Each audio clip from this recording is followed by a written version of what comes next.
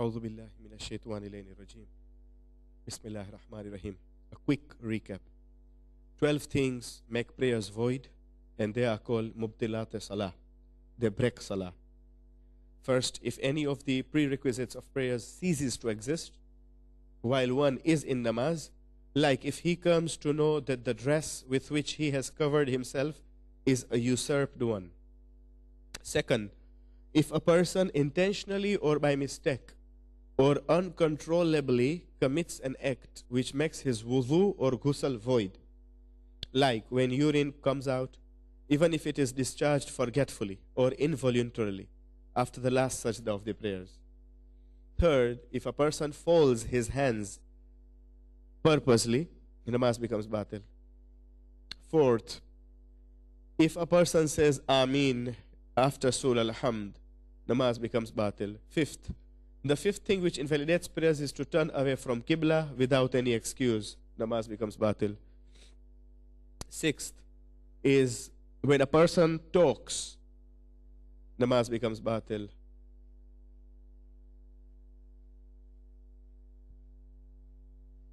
Then you come to seventh. If a person laughs, a loud laugh, namaz becomes batil. Eighth, as an obligatory precaution, if one intentionally weeps, he cries in namaz, namaz becomes batil. Ninth, if any act which changes the form of namaz, like clapping, jumping, invalidates the namaz, regardless of whether that act is done intentionally or forgetfully.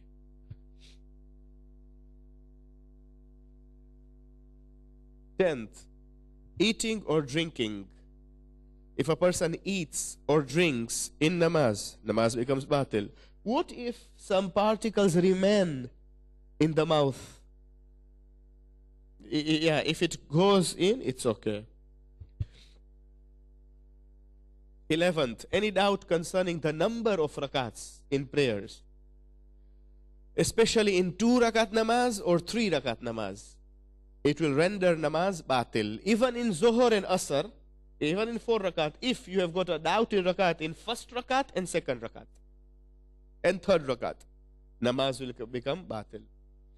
Having 4, also if one doubts about the number of the first 2 rakats of namaz having 4 rakats, like Zohar and Asr and Isha, his namaz will be void if he continues to be in doubt.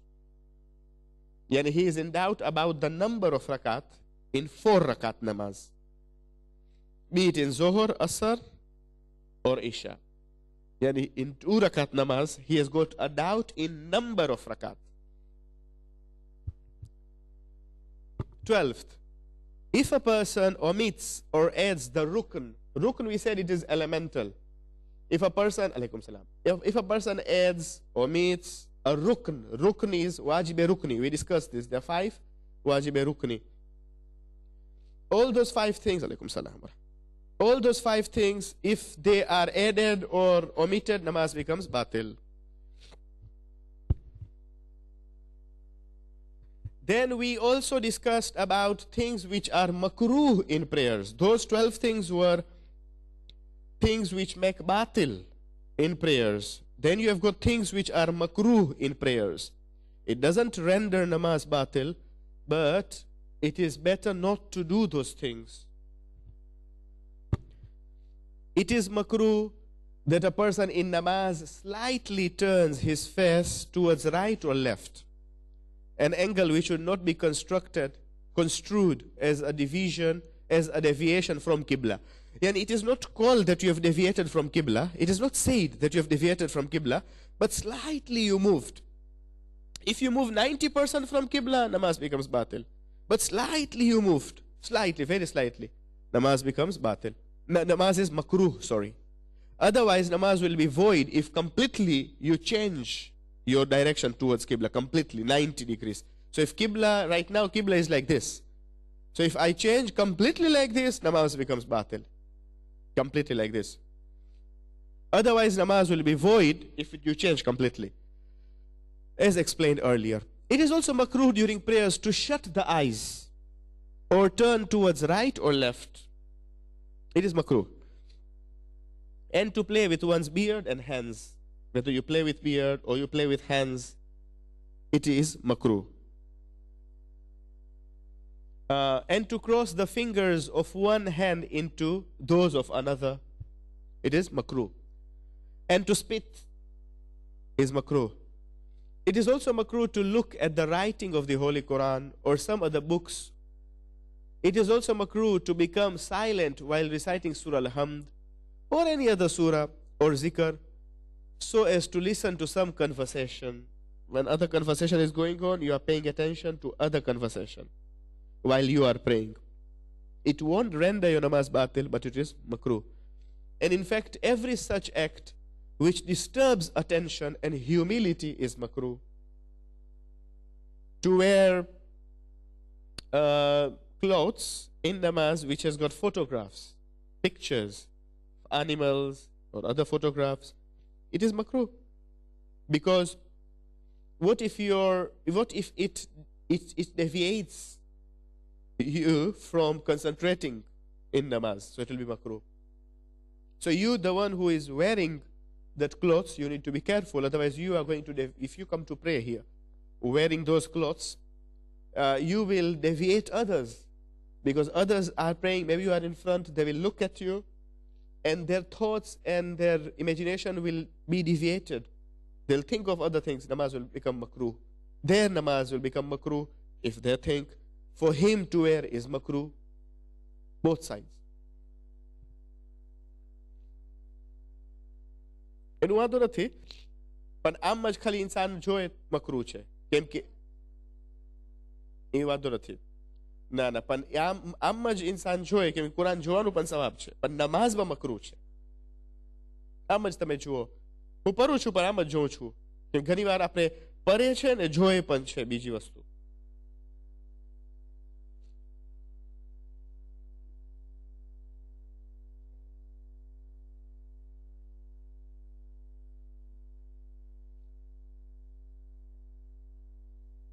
Yeah.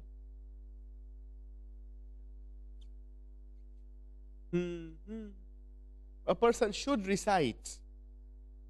Many people, when they read, they will just look. You know, when we read books, we are very quietly, we are just looking. But with Quran, this is not the case. With namaz, this is not the case. You need to read.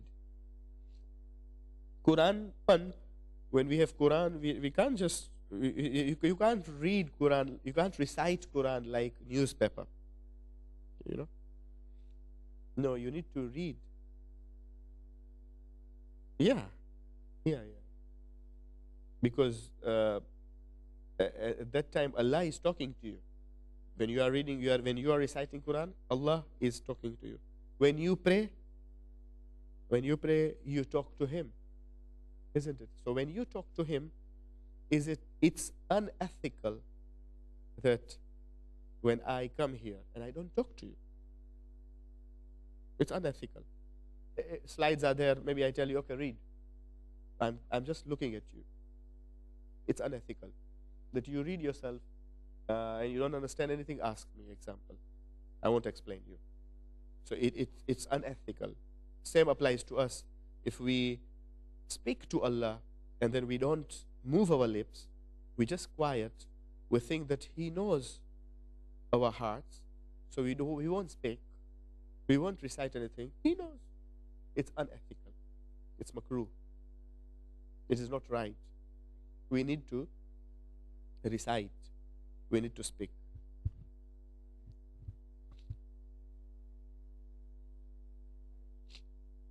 That is different. In kunut, it is mustahab to take the ring and to put in this side and to look only in kunut. But in other places, it is makruh because it will deviate you from concentration. In kunut, it is mustahab. And kunut itself is mustahab. Because even if you don't perform kunut, your namaz is still valid. But it is highly recommended anyway. Highly recommended. Okay.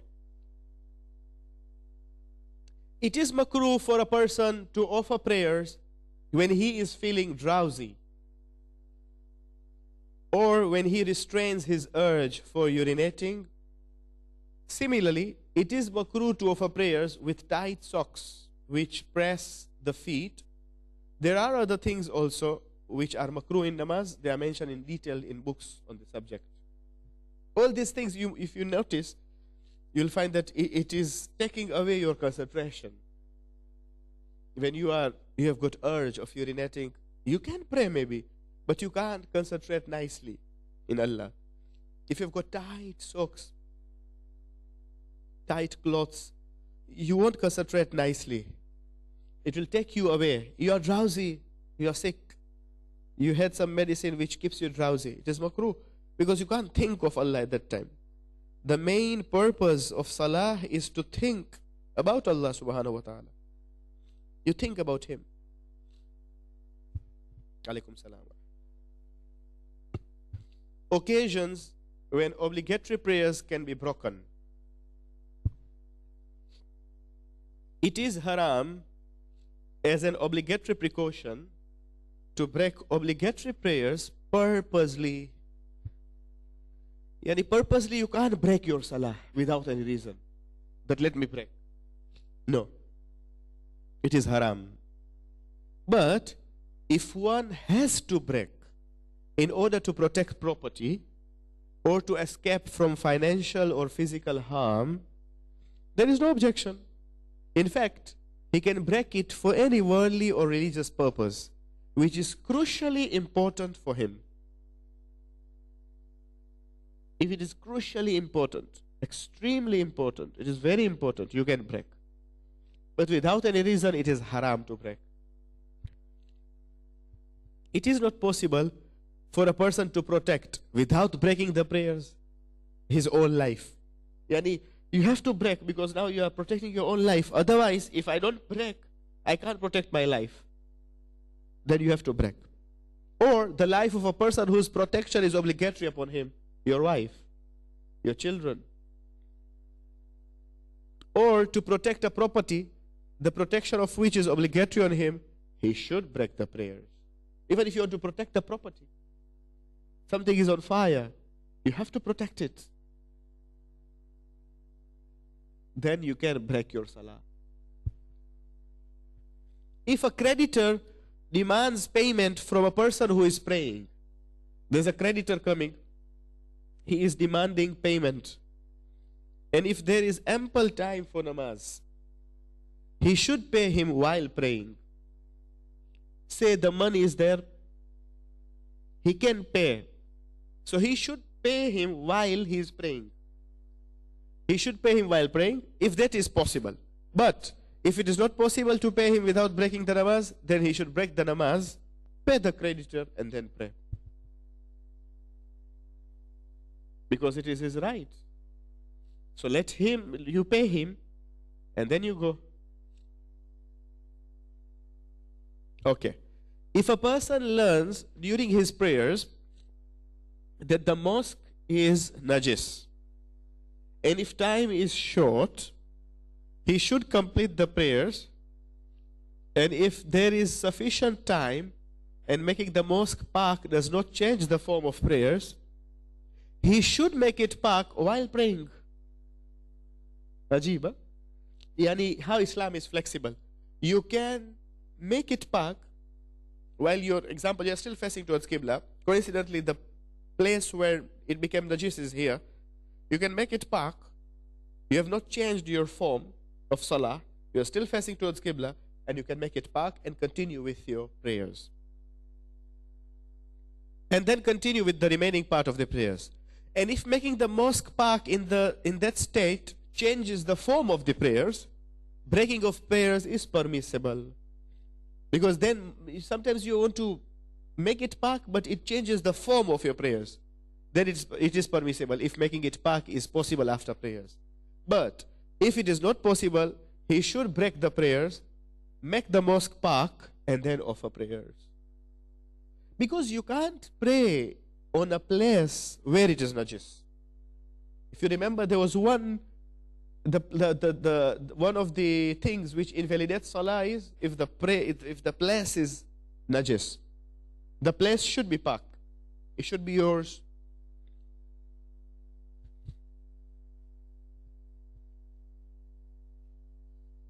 Dry shouldn't be a problem. Yes. But the place where you do sajda, that should be also the mohor, even if the mohor should be pak by itself. Even if it becomes dry, it will be a problem. The place of sajda, he says, Agha Sistani. But the place where it is dry, that's fine. Only the place of sajdagah, the place where we put our forehead, there he says that it should be pak completely. The place where we put our sajda. In a situation where one must break namaz, if he goes on and completes it, his namaz is in order, though he will have committed a sin. However, the recommended precaution is that he should offer the namaz again. Even if somebody kept a space, you see, and wherever, in the mosque, anywhere, and unknowingly you prayed, your namaz is valid, but it is a sin. Same applies to this. Even this, in a situation where one must break namaz, if he goes on and completes it, his namaz is in order, though he will have committed a sin. You were supposed to rescue and protect your family, protect your house, and you still continue your prayers, example. Or the creditor came, all those things which you did. He was demanding his money. You thought that, money, cheli rakat, let me finish. Namaz will be valid. But you are allowed to break namaz. You will have committed a sin. Even when a person greets, if you remember, we discussed this. He has greeted you. The reply was wajib. You didn't reply. You continued your prayers. Namaz is valid, but you have committed a sin. You remember? Because, why? Because the jawab of salam is wajib. What if a person offering prayers remembers before qira'at or before going to ruku that he has forgotten to say adhan and iqama? And if he has sufficient time at his disposal, is it allowed to break the namaz for recitation of adhan and iqama? What do you think? Think for a while.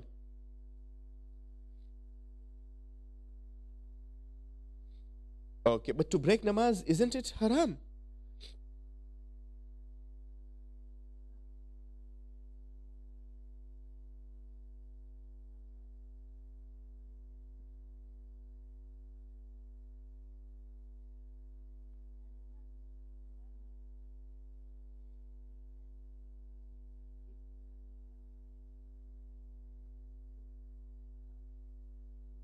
Okay, let us see what Agha Sistani says. He says that if a person offering prayers remembers before qira'at, when we write number there, it is masala number. Huh? So you can check in his Tawziul Masail, Islamic laws, which is in English. If a person offering prayers remembers before qira'at or before going to ruku that he has forgotten to say adhan and iqama, and if he has sufficient time at his disposal, it is mustahab that he should break the prayers and recite adhan and iqama. In fact, if he remembers having missed them out before ending the namaz, it is mustahab to break the namaz and pronounce them. Now here, to break the namaz is not haram, it is mustahab. And mustahab means, what does mustahab mean?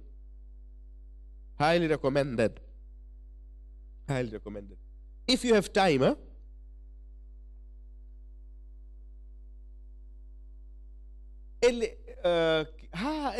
okay, even though you can break, if you forgot,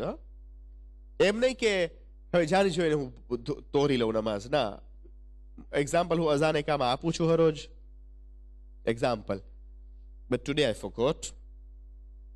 and then I'm reciting qira'at, I'm remembering. But then he says, it is mustahab to break the namaz. He says, in fact, if he remembers having missed them out of before ending the namaz, lazim nathi qira'at. Before ending, it is mustahab to break. Even if he remembers after qira'at any place of namaz, he can break. But wajib nathi, it is mustahab. The azan akama itself, it's mustahab. This is just a masala. You know, it's not that you should do that. No, no, no, no. This is just a masala. It is good for you to know. Because we are coming here, we want to know more about fiqh. Isn't it? We want to educate ourselves. That's it. Yes? Yeah? That's it. That's all right. Azan and Iqama is sunnat. It's all right. Namaz is valid. This is for your knowledge that this thing is there in the books. Okay. Doubts in the prayers. There are 22 doubts in the prayers. There are some doubts, they are valid doubts.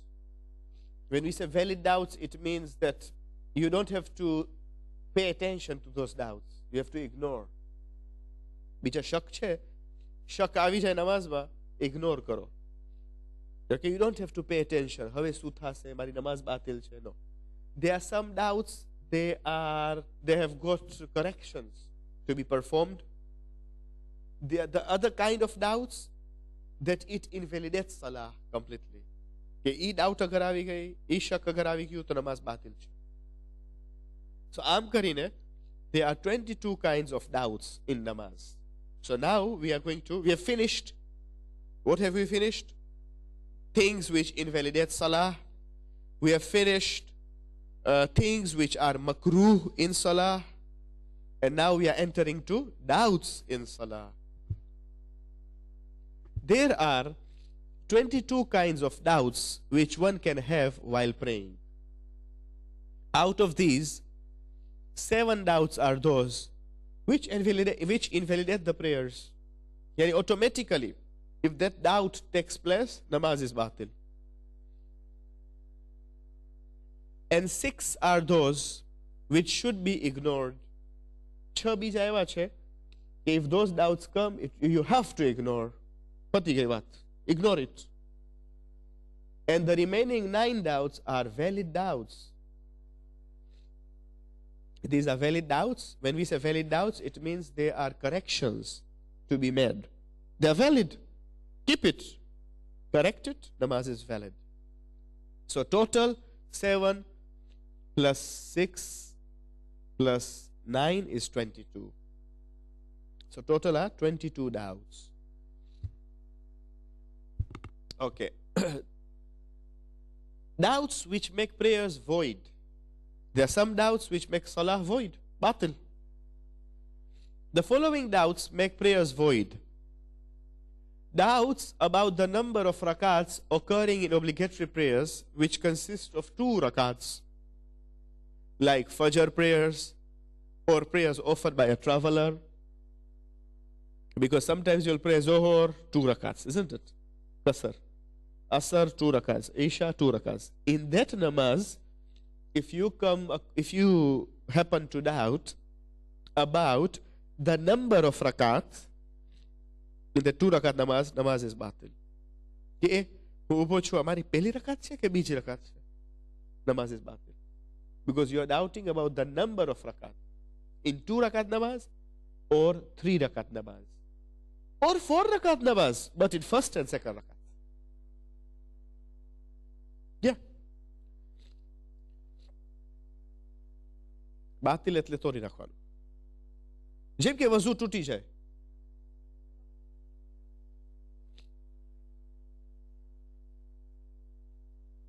That is different. If what we are saying here is 2 rakat namaz or 3 rakat namaz, yani namaz subh or namaz maghrib, or a 4 rakat namaz, but you are in first rakat or second rakat.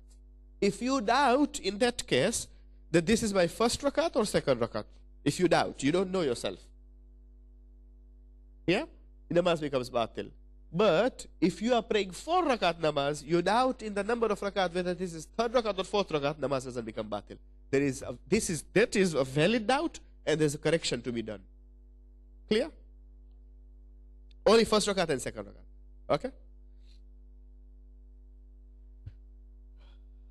However, doubt about number of rakats in mustahab prayers or namaz of ihtiyat does not make the prayers void. Now, what is namaz ihtiyat? We'll discuss later on. Yeah? I don't want to confuse you right now. We'll come to it gradually. If you are praying mustahab namaz, you came to the masjid, no one has come. You are all alone, example. Only Maulana is there and Mukhi is there. You are alone, you said, let me pray namaz tahiyyat masjid. The namaz to honor the mosque. Yeah, it is sawab, it is mustahab. Or you have prayed your namaz shab. Now you think that I have got enough time. 2 rakat namaz thai jase. Let me pray 2 rakat nafila subh. That is mustahab namaz. In that namaz, if you get shak, mustahab namaz, you ignore your shak. Okay? Doubt about number of rakats in mustahab prayers, but it is 2 rakat namaz. Because it is mustahab namaz, ignore it. Or namaz of ihtiyat does not make the prayers void. Doubts about the number of rakats occurring in prayers consisting of 3 rakats, that is maghrib prayers. In that also, namaz becomes batil. In maghrib namaz also. Ke mari khabare biji rakat che, ke triji rakat che. I don't know, example. Namaz becomes batil. Doubt occurring in prayers of 4 rakat as to whether one has performed 1 rakat or more. Doubt in prayers of 4 rakats before going to the second sajda as to whether he has performed 2 rakats or more. Doubts between 2 and 5 rakats, or between 2 and more than 5 rakats. Doubts between 3 and 6 rakats, or between 3 and more than 6 rakats.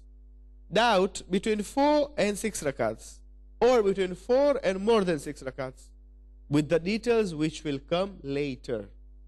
So maybe it is not applicable to us also. Many, I don't know, I don't get such doubts because 6 rakats. Isn't it? Koi fere insan ne thai jai che. But it's not applicable that you think now it's my 2 rakat or 5th rakat. If it comes like that doubt, then namaz is batil.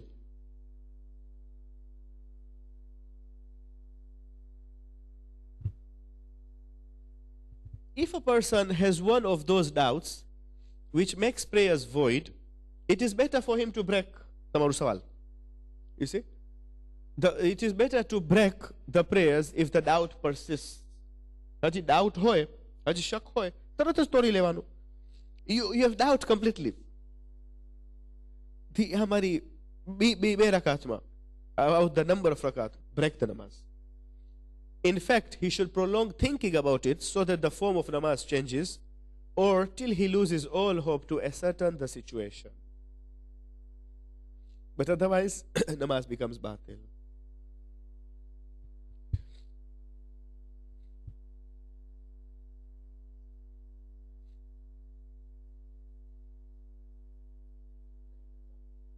More, you build your doubt.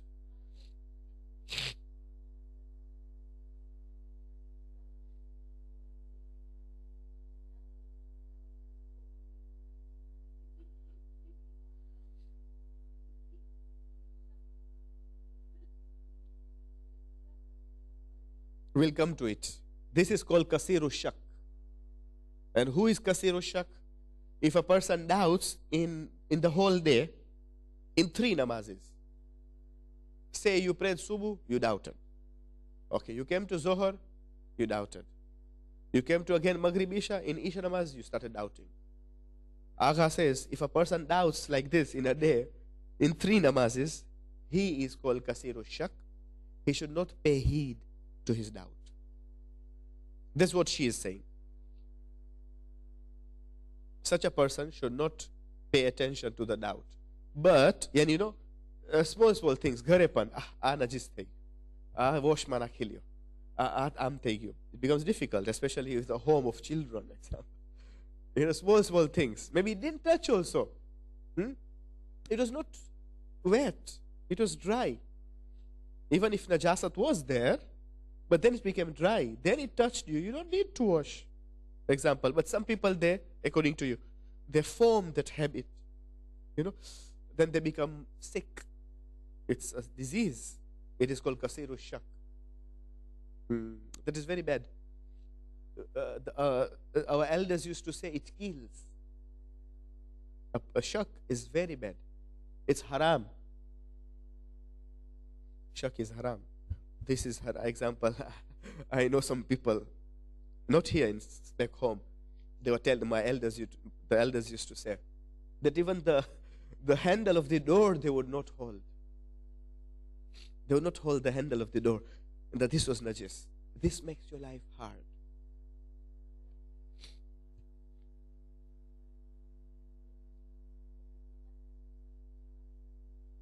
Yeah. Yeah.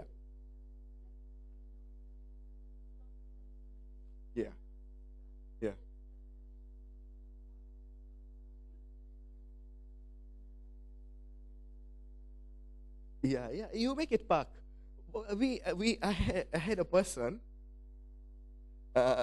He was staying.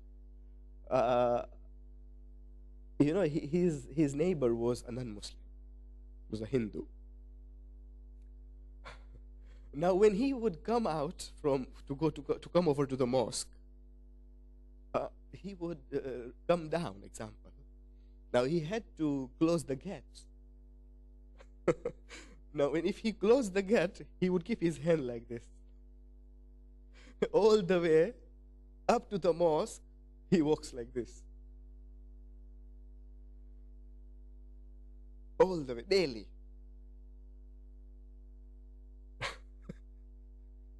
It is very funny, but it happened. It's true. And I didn't know, people noted him, and once, he was an alim also, unfortunately. I don't know why, many a times it happens with aliens.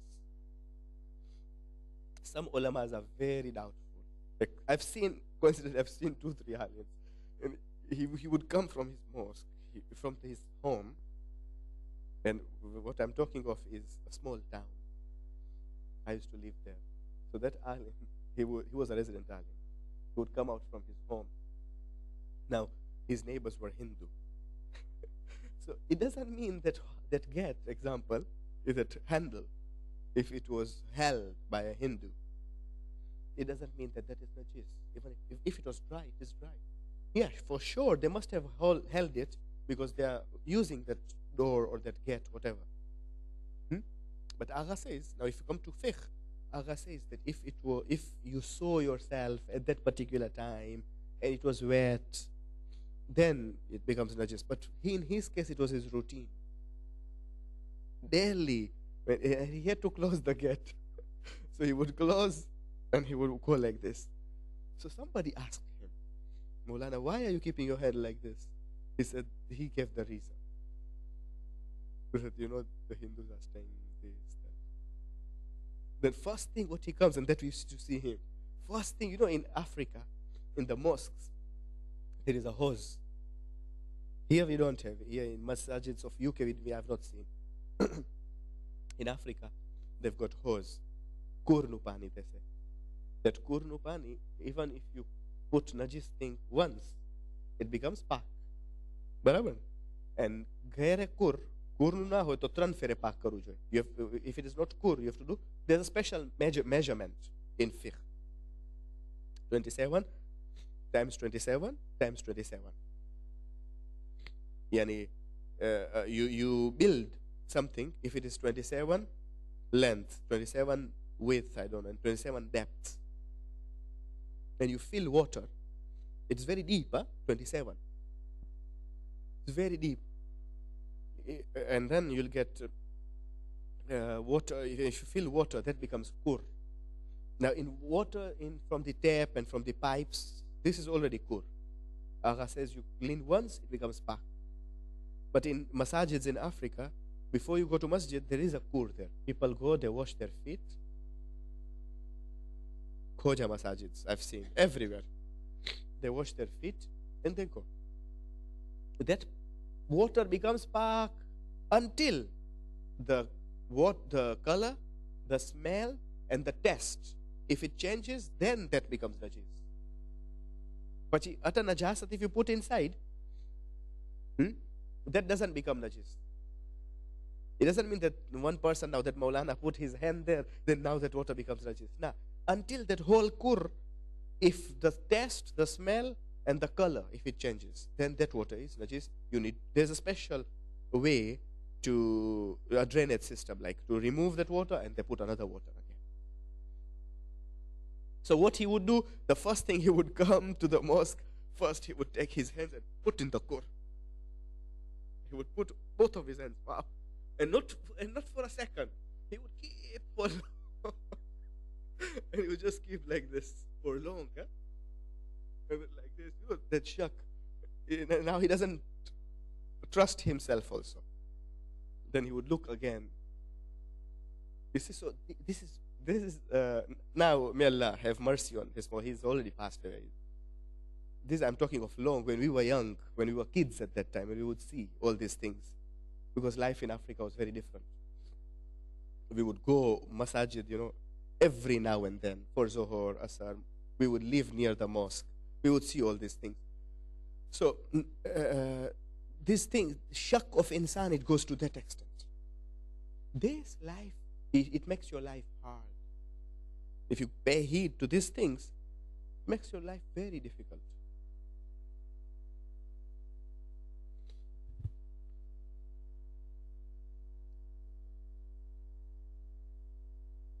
Hose. Now, if they go to wash their feet, till today, if you go to masajids in Africa, in East Africa, wherever I went, I've seen this. Mombasa, Nairobi, Arusha, Tanga, Dar es Salaam, all the masajids have got hose, special measurement. It's of kur, 27 times 27 times 27. 27 length, 27 breadth, width, and 27 depth. So it's very deep. So they just put their water, and that water, they just wash feet only. But then after washing your feet, you have to wipe your feet. Yusufali barabar bolu suna. You must have seen also, because Yusufali is also from Africa. But you should, I think so in Pakistan you should be having the way I see in airports in Dubai and in Qatar, there's a place, yeah, and maybe there's a tap. Yeah, that's fine. Here they've got a different system. Both, it cleans it makes park your feet. But now that is not necessary. Once you are park, you are park. But I don't know why they are keeping it. They take more precaution, I think.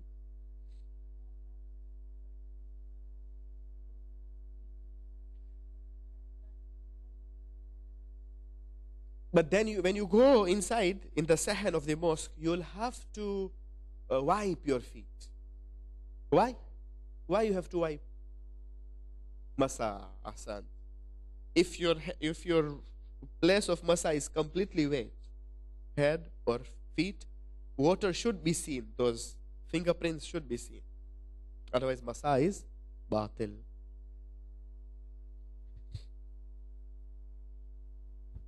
Sure.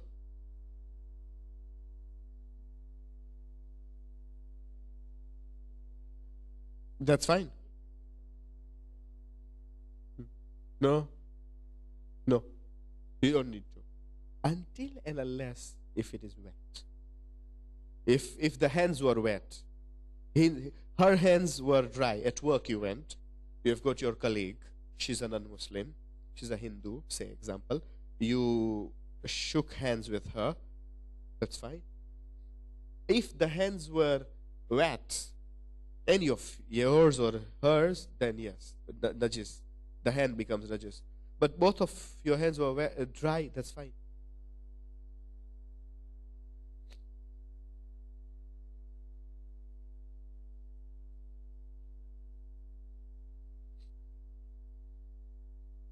And there's a vapor on the milk because it's in the refrigerator.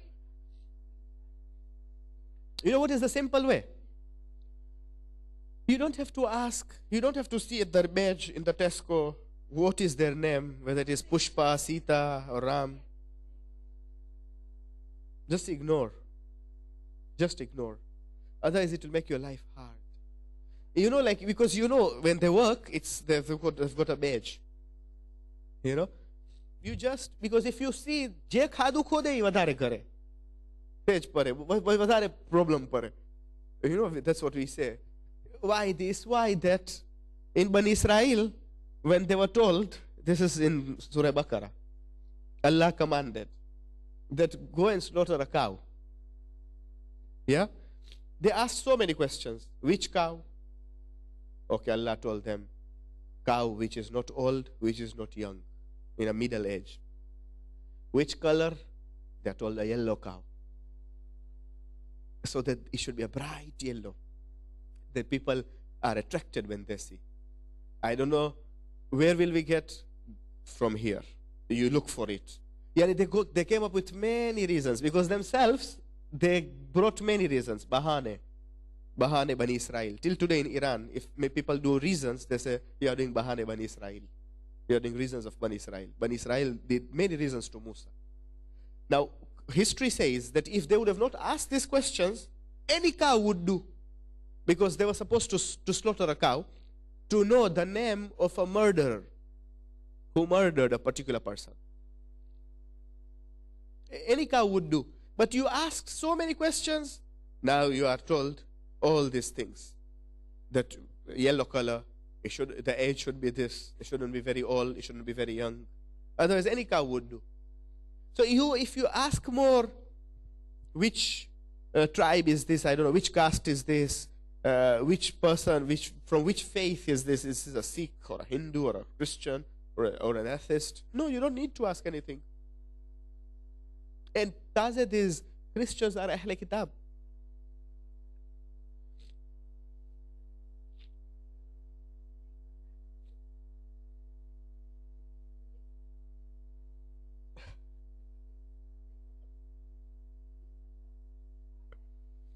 Yeah, yeah. Yeah. No, we can't be. If there are things like, you know, Aghasistani to this extent also, he says that if a non-Muslim, especially Hindu example, or a Sikh, if she made or he made food which he didn't touch, that water, that liquid, that fluid did not touch that food, you can eat that food.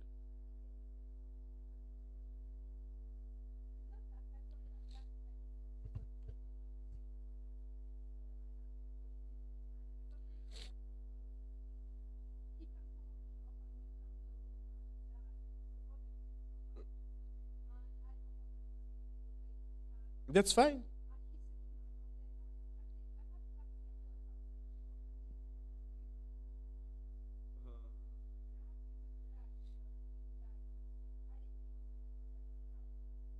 Yeah, as a neighbor. Don't break her heart. Don't, yeah. You need to be very careful when you speak, very gently. You know, like they should, like we need, because it will be like insultive, yeah.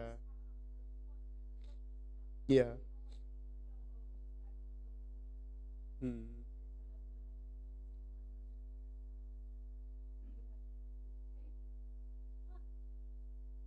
You can bring, yeah, yeah. This is yourself now how to tackle. You have to tackle yourself.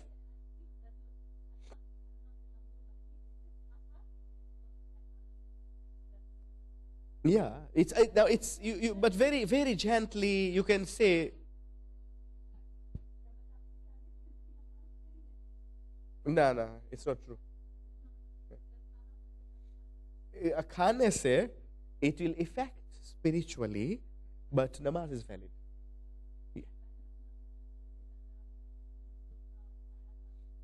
ये खुद को किताबों में नहीं मिलता है, नहीं है।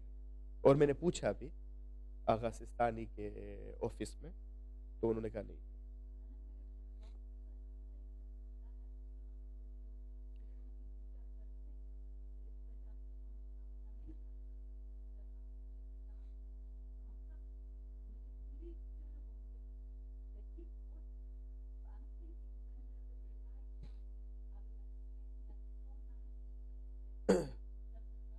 Yeah.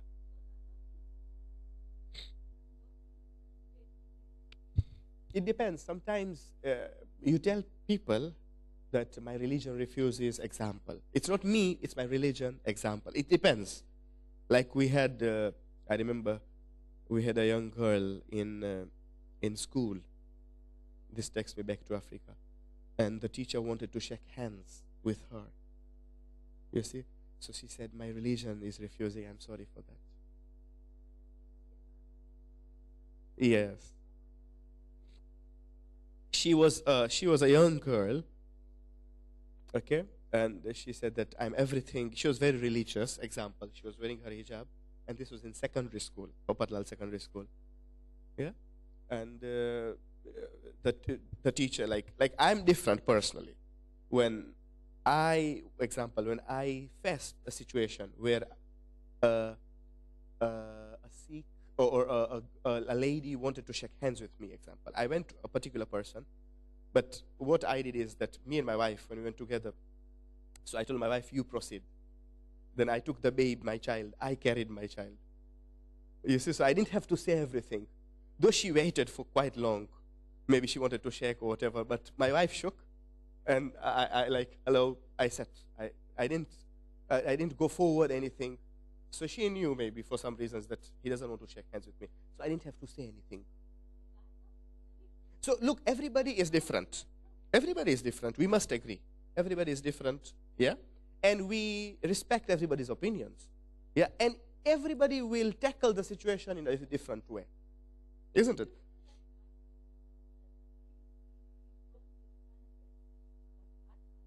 That's what that girl also, I remember in Africa, like she was also, she faced a situation where she said that my religion, example, refuses.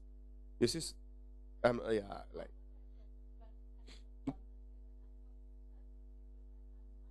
them now here they might be offended in this country. Ah.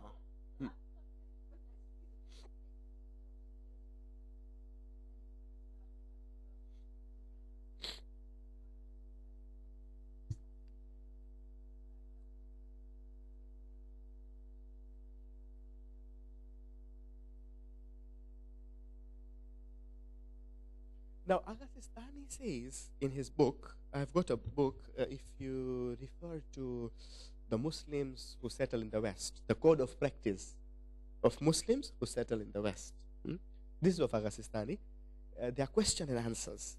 There it was asked that, are we allowed to shake hands of a unisex, like man to woman, woman to man? So he says that we are not allowed until unless if you wear gloves. He says this, Aghasistani says this. Now, you know what is the problem? It is true. Many a times our niyat is not bad. Many a times. Yeah? Even when we discuss, when we meet, there's no way out.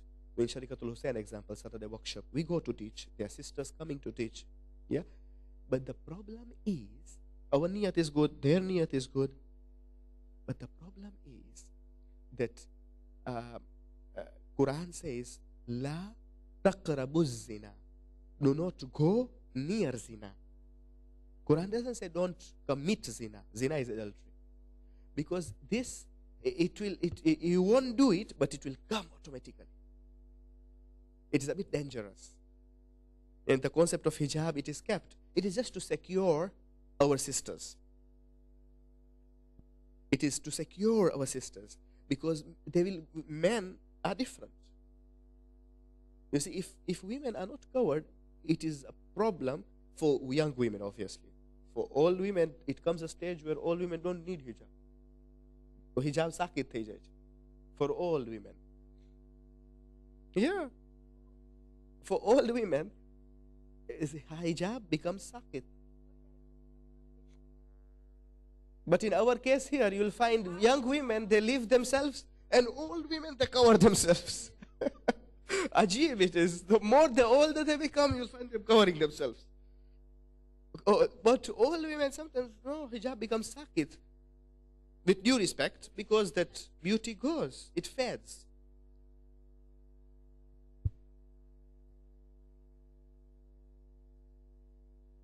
It depends. But a time comes, it depends. Everybody is different. Yeah,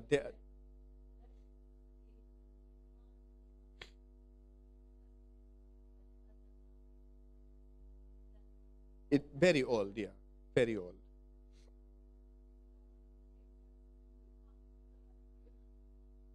Yeah, yeah, because even when sometimes when women die also, when you know we take care, isn't it? In Kabristan, we request mu'minin to move away, so that because the mahram should come forward, the na-mahram should move away. These things are there. Yeah.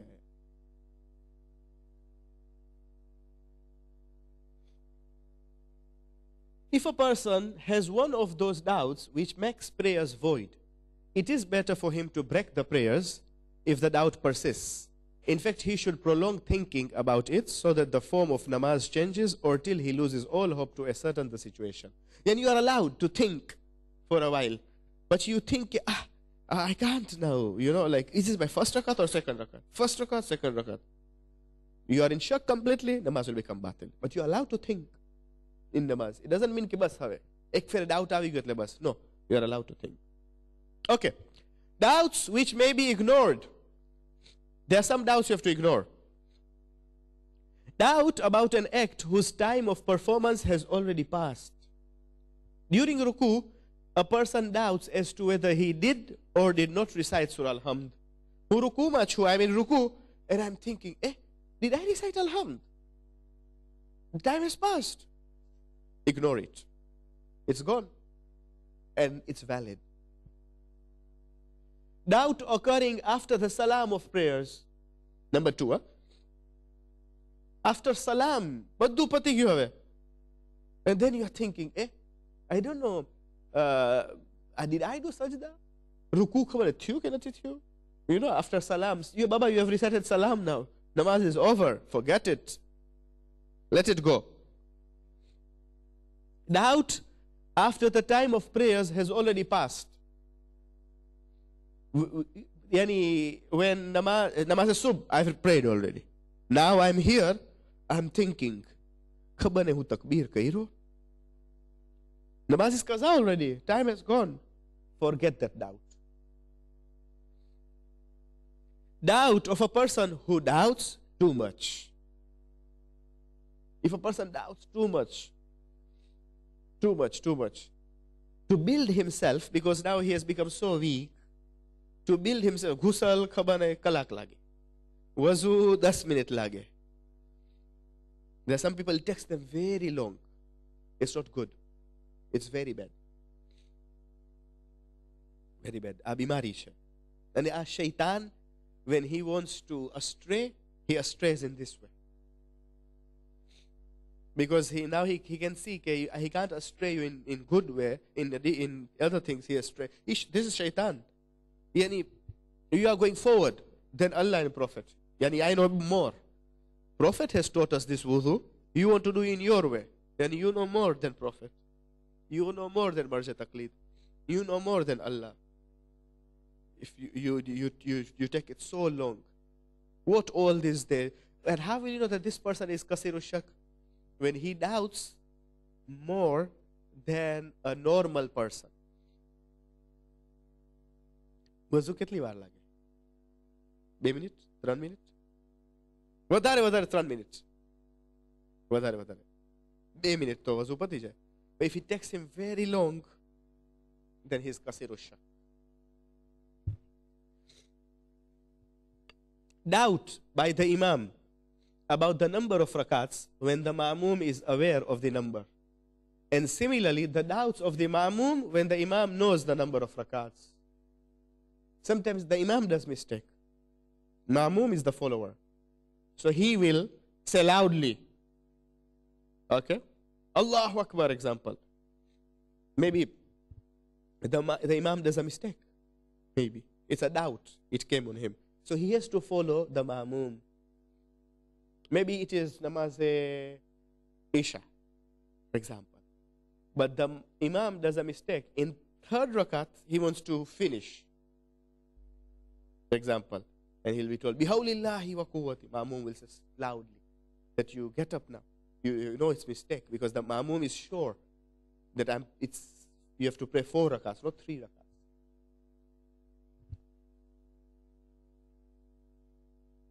Or the example, if the imam is praying namaz Maghrib. So Maghrib is 3 rakat. You know, we do tashahud that. Okay, after tashahud in second rakat, if you are praying 3 rakat, you have to get up to do tasbihat arba. But by mistake, example, the imam wants to finish and recite salam. So what is the responsibility of the imam, of the ma'mum? He should say loudly, Bihawlillahi wa quwwatihi, so that he's drawing the attention of imam. That no, you're doing mistake. You have to get up. But if the ma'mum is also like this, but they all in the first line are the same. They're all selling on the same boat. Then gayi namaz. But otherwise, the ma'mum, એટલે વાત કહે છે કે ma'mum બરાબર હોવો જોઈએ માણસ. એમ નહીં કે બસ આ ચાલો. જે થાય છે ઘેટા છે. ચાલવા દો. જે થાય છે બરાબર છે. Nah, he should be aware what is going on. So that if something happens to imam, he can take over. Doubt which occurs in mustahab prayers and in namaz ihtiyat. We discussed this. Okay, if the doubt comes in mustahab prayers, namaz becomes, then you have to ignore, in mustahab prayers. Namaz ihtiyat we'll discuss in coming future, inshallah. What is namaz ihtiyat? Okay, you know, these all things, it has got its explanation. Example, doubts about an act whose time of performance has passed. This it has got explanation. This is one, but Agha has explained. He says that if a person doubts while offering prayers as to whether or not he has performed a particular obligatory act, like if he doubts whether or not he has recited Surah Al-Hamd, and if he has engaged himself in the next act, which he would not have intentionally performed in a normal circumstance, like reading the next surah, he should ignore the doubt. But in a situation other than this, he should perform the act about which he doubts. So if he doubts, then that I've recited, example, if he has engaged himself in the next surah now, he's in Kulwallah, but he's doubting of Surah Al-Hamd, he should ignore the doubt. If a person doubts while reciting a verse whether or not he has recited the preceding verse, or doubts while reciting the end part of a verse whether or not he has recited its beginning, he should ignore his doubt. Waladhalin machu, I'm thinking of Bismillah. Khabar Bismillah barabar pairo? Khabar oli ayat pairo? No. Time has gone.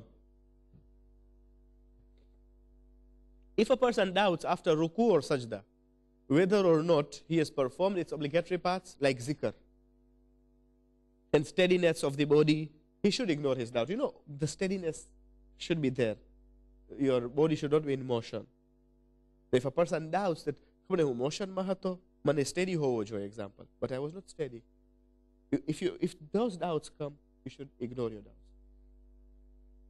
If while going into sajda, a person doubts whether or not he has performed ruku, or if he doubts whether he stood up after ruku or not, he should ignore the doubt. If a person doubts while rising to stand, whether or not he has performed sajda or tashahud, he should ignore the doubt. You have already stood. I don't know. Did I perform sajda? Did I do tashahud? You have to ignore your doubt. If a person who is offering prayers, sitting or lying, doubts at the time of reciting Surah Al-Hamd or Tasbihat Arba, whether or not he has performed sajda or tashahud, he should ignore his doubt. And if the doubt occurs before reciting Surah Al-Hamd or Tasbihat Arba, he should perform them. For manat like to doubt pella, doubt bad maave. Agar pella avi jaye, to you do it. But bad maave, you ignore it. This is all about afterwards, when doubt comes afterwards. If a person doubts whether or not he has performed one of the rukn of prayers, and if he has not yet engaged himself in the next act, he should perform it. For example, if he doubts before reciting tashahud whether or not he has performed two sajda, he should perform them. And if he remembers later that he had already performed that rukn as an obligatory precaution, his prayers will become void because of additional rukn.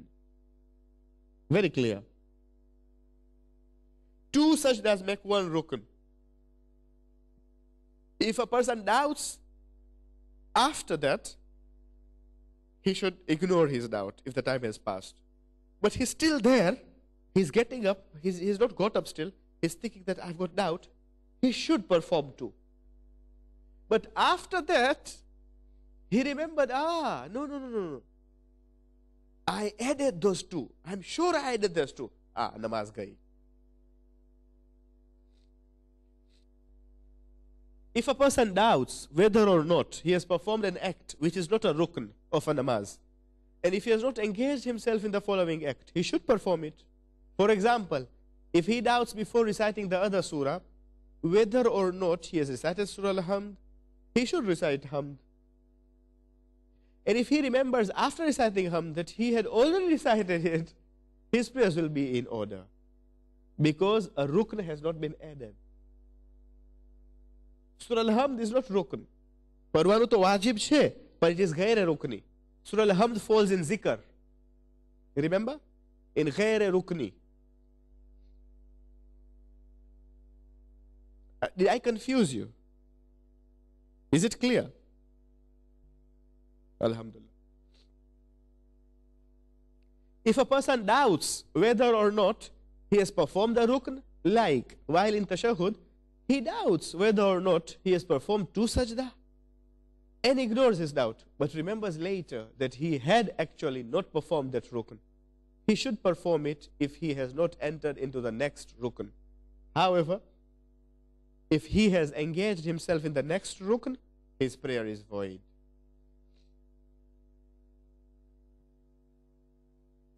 So, if you go to another rukn and you have not prayed, you have not done two sajdas, namaz will be void. But you have not gone to another rukn, another elemental, do two sajdas at that time. For example, if he remembers before ruku of the next rakat that he had not performed two sajda, he should perform them. And if he remembers this during ruku or thereafter, his prayers are void. Because the next rukn will be ruku. Ruku is rukn. Rukn પાંચ વસ્તુ છે ને, નિયત, કિયામ, તકબીરતુલ ihram, ruku ને બે સજદા.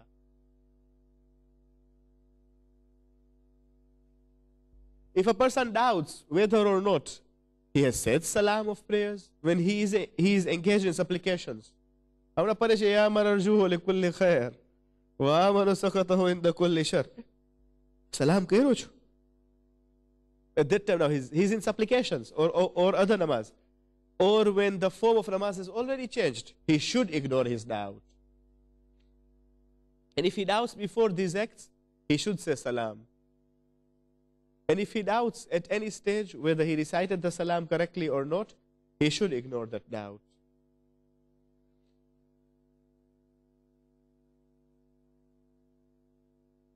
Doubt after the salam. If a person becomes doubtful after the salam of prayers, as to whether or not he has offered the prayers correctly. Like, if he doubts whether or not he has performed the ruku, or doubts in a 4 rakat prayers as to whether he has performed 4 or 5 rakats, he should ignore his doubt. But if both sides of the doubt lead to invalidity of the prayers, like if he doubts in 4 rakat prayers whether he has performed 3 or 5 rakats, his prayers would be void.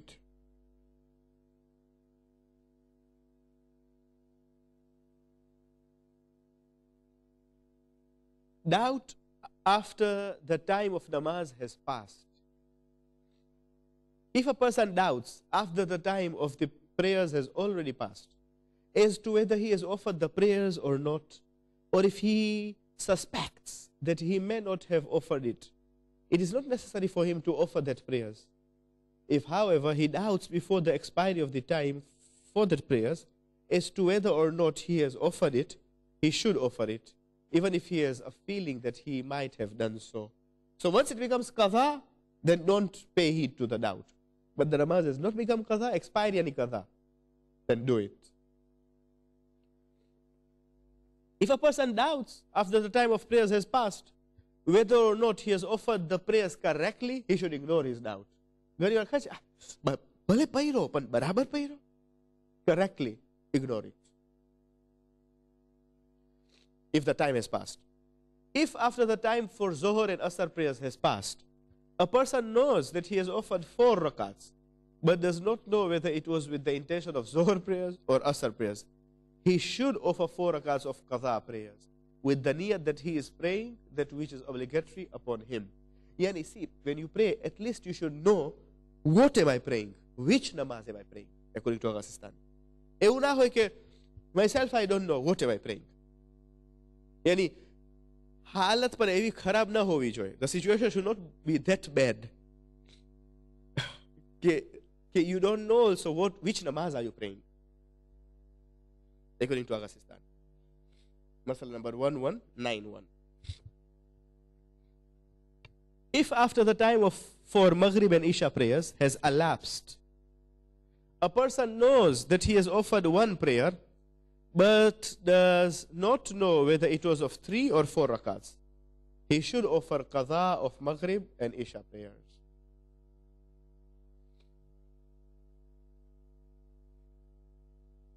Okay, we have reached to the one who doubts too much. All these are the valid doubts, and doubts to be ignored. Because we said that there are 3 kinds of doubts: 7, 6, and 9. One which makes valid doubts, one which makes namaz batil, and one kind of doubt which there are corrections to be done so that your namaz is okay. We are discussing about the valid doubts. But what do we mean? We mean that doubts to be ignored. One who doubts too much is called kathiru shak. Kathiru shak is a person who doubts quite often, meaning that he doubts more than a normal person does, due to an unsettled mind or whims. His mind is not settled.